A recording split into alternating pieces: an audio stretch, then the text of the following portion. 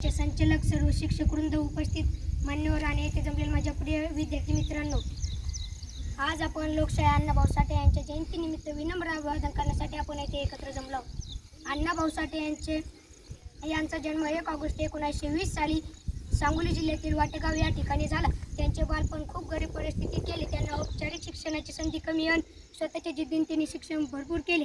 त्यांना वाचनामुळे त्यांनी शेतकरी, कष्टकरी यांचे जीवन बदलले. अण्णाभाऊ साठे यांचे सामाजिक कार्य. अण्णाभाऊ साठे यांनी सामाजिक कार्यासाठी शेतकरी, कष्टकरी यांना साहित्य दिले व त्यांच्यासाठी शाळेचा वापर केला. अण्णाभाऊ साठे यांचे शैक्षणिक कार्य. शिक्षण हे मानव प्रवृत्तीचे साधन आहे असे त्यांनी त्यांच्या पुस्तकात मांडले. त्यांनी 35 कादंबऱ्या, 1 पोवाडा आणि अनेक लोकनृत्य गायले. त्यामुळे त्यांनी फकीरा ही कादंबरी महाराष्ट्राच्या भाषेत झालेली आहे. एवढे बोलून मी माझे भाषण संपवितो. जय हिंद, जय महाराष्ट्र.